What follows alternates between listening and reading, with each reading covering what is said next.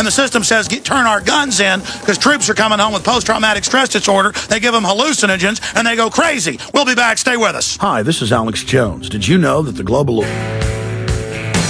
For those about to protest Bilderberg and get in the face of the real controllers of this planet, not their shields, not their front presidents and prime ministers who can come and go, we're going after the real elite.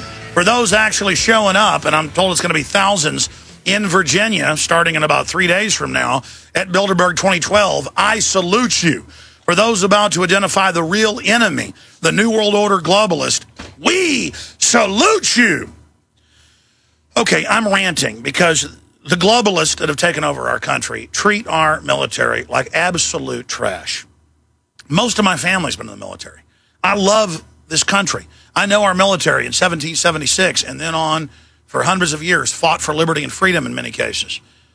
But in every other nation, North Korea, Mexico, areas in Africa, Europe, we all know militaries and police become agents of tyranny. So we have to keep them in check, as our founding fathers said. But what about the bureaucrats? What about the bankers who've gotten the world to accept their fiat currency who are taking over the planet?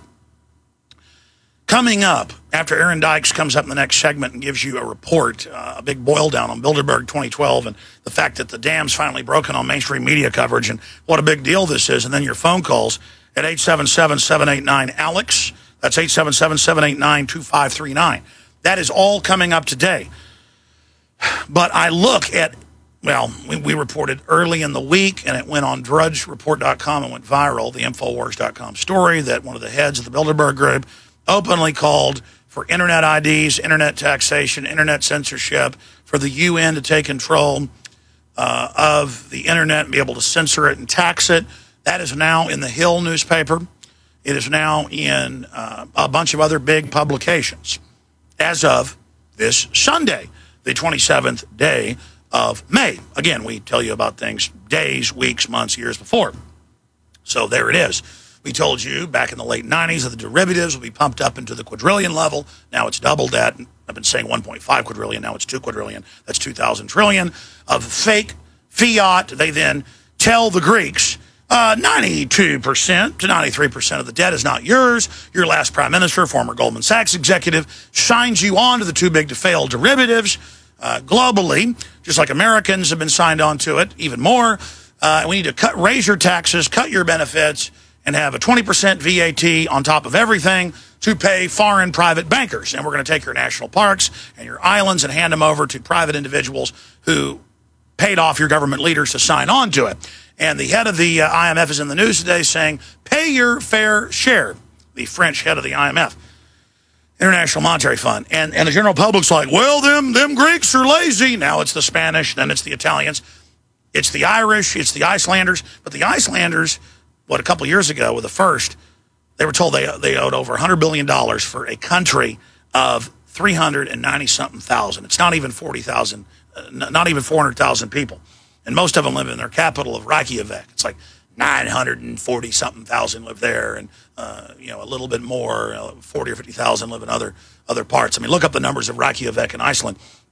But they actually protested and demonstrated and boycotted the banks and did strikes for a year plus, and then all the ministers had to resign who'd been lying to them, and it turned out, again, in the case of their country, 92%, it's the same in most countries, of the debt was owed by the very private central banks that own our Federal Reserve. Our Federal Reserve is not federal. So they're the only country to beat it. And if Greece beats it and simply monetizes their debt that's less than 10% and says, too big to fail, you are going to fail, and those big banks go belly up, it's going to start in Italy and Spain. I told you 5 years ago it would start in Iceland, then in Greece, Ireland, Spain. They call them the pigs, for whatever reason, those particular countries. When it comes to debt, they're called that in the financial publications, or the hogs, technically in Latin. It translates to hogs. And it's exactly as we said. And why is that? We have the insiders like Mark Faber and Max Kaiser and the former head of policy at the Treasury, Dr. Paul Craig Roberts and Bob Chapman. By the way, people keep asking, why is Bob Chapman on the air? I knew months ago he had health problems, 3 months ago. And I didn't want to stress him out Bob is like 76, 77, internationalforecaster.com. I didn't want to stress him out to keep having him on every Friday. So I said, well, just when you feel good, you come on.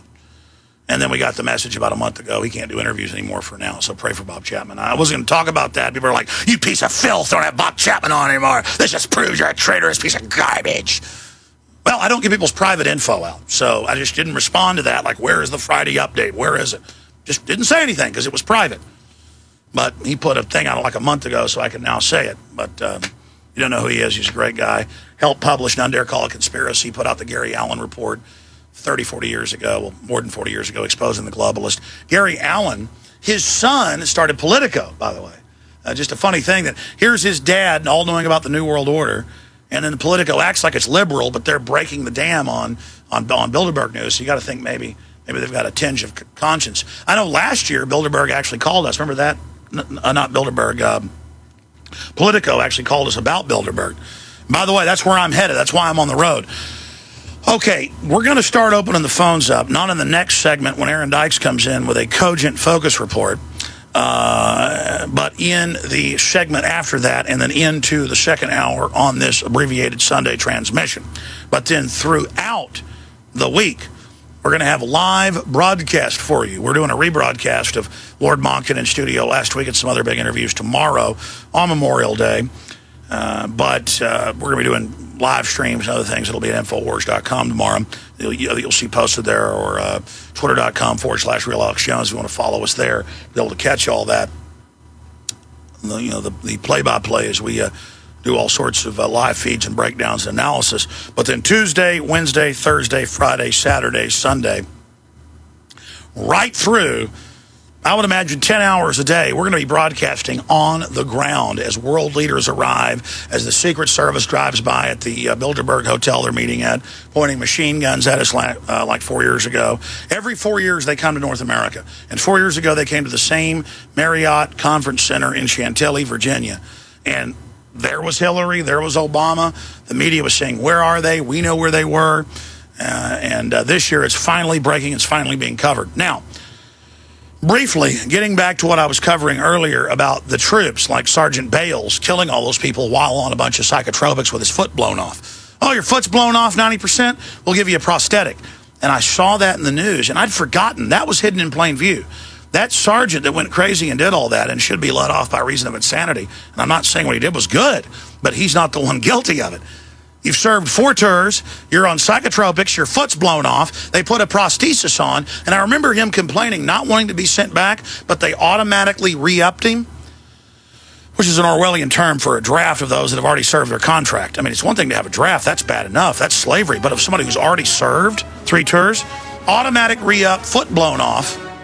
And then I was reading the news today. In fact, Aaron, pull that up and cover that first when you come back. Aaron's going to be doing the next segment. That they're making people with arms and legs blown off serve again 5, 6, 7 tours.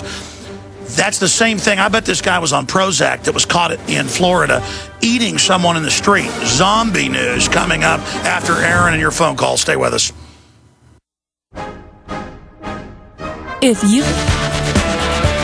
We are back, ladies and gentlemen. This is Infowars.com. I'm Aaron Dykes. Of course, work with Alex. He's going to be back in just a few moments. But I'm here to bring you some information on the technology cult that attends Bilderberg each year increasingly. But first, new prosthetics keep amputee soldiers on active duty. That's recently in the news in the last couple days at U.S. News and World Report. I think it's a Reuters report. Technology advances and strong willpower have allowed some injured soldiers to return to battle. Put another way, it's kind of forcing soldiers back into the meat grinder. I realize they're volunteers, but it's probably not a good idea to put people full of tragedy and bad episodes back into battle on the drugs and everything. Ties into what the case Alex was talking about before. But of course, still in the news is the article I covered last week, Mark of the Beast, Bilderberg pushes mandatory ID for internet. Thanks still to Drudge for covering that. That has to do with Neelie Kroes of the EU Commission for Digital Agenda, and she is now pushing mandatory internet ID for Europe, which of course they want to expand to the rest of the globe. And you say, well, this already came out of the news. Why is that still related to the Bilderberg meeting coming up? As you know, many of the key members put out press releases ahead of time about many of the agenda items they want to cover. That way, it's introduced to the public while they meet about it privately and coordinate the launch of these different types of program. And of course, that ties in with the new plans to hand over internet authority to the United Nations. Kurt Nimmo, The Hill, and others have all covered this recently. It's up there on Drudge today. House to examine plan for United Nations to regulate the internet. And they will be considering the proposal as early as next week, allowing countries from China, Russia, Brazil, and others to help dictate to us what our laws will be online. Meanwhile, tell me if you think this ties into it. Last year, it was reported in The New American that Zuckerberg's sister, Randy Zuckerberg, was there with the rest of the Facebook officials at the Bilderberg meeting that happened in Switzerland again last year, saying this is the end of internet anonymity, anonymousness. And of course, this year we see Neelie Kroes of the EU Commission trying to make that happen by making mandatory IDs happen for the internet. Of course, you say that was last year. Well, these are ongoing agendas. It takes a lot of time, and it's a lot more than just the Facebook IPO that they clearly planned last year. So that's Neelie Kroes of the EU Commission helping to push the digital agenda. Meanwhile, I haven't talked about this yet. I don't think it's broke. Last year, again at Bilderberg, we're watching to see if she returns, was one Christine Varney. She's the Department of Justice Antitrust Assistant Attorney General for the United States. At least she was last year. She has stepped down from that post and re-entered her work as a lobbyist for, who else? The internet and computer companies. Well, I looked up Christine Varney and I've studied her, and this is a huge conflict of interest, particularly as Google has ongoing antitrust actions. Here's an article from a month ago out of Reuters. U.S. brings in big gun to Google antitrust probe. Another one is FTC wants in on Google antitrust action. This stuff applies to Microsoft and all the other big technology people. And again, if you study the membership list for the Bilderberg meeting, we're going to break that list again this year for the new attendees. But I've studied the old attendees. They are just representing these companies. It's insider trading, insider deals going on, and a lot of cloaked, shaked hands and under-the-table deals. So it's a big deal that Christine Varney has represented the U.S. at the Attorney General level for antitrust, now is a lobbyist for these internet companies, and was before as well. She's known as being the single individual who got the FTC, which she was also once commissioner of, into the game of online privacy. She's, quote, the biggest advocate for enforcing online privacy. How? By allowing those companies to self-regulate. She works for these big companies, but has been inside the government, just like all the other revolving door posts we've seen. Monsanto has to be the quintessential classic example. But anyway, this Christine Varney woman, we're expecting her to be back at Bilderberg this year, and she deals with this privacy, antitrust, and intellectual property issues. Probably the three biggest online issues that we are facing. And so we're just going to keep an eye on her, particularly as she has represented companies in cases where Microsoft was in lawsuits with the government over antitrust, dealing with the AOL merger and other issues, as well as publishing issues and the rest of it. So it's something to keep an eye on, because she works for Big Pharma, the Washington Post, and all of it. Now, again, the media dam has been breaking on Bilderberg, I think really since Alex started covering the group by going to it in 2006 in Ottawa, Canada. Ever since then, we've seen a rise in protesters and a rise of mainstream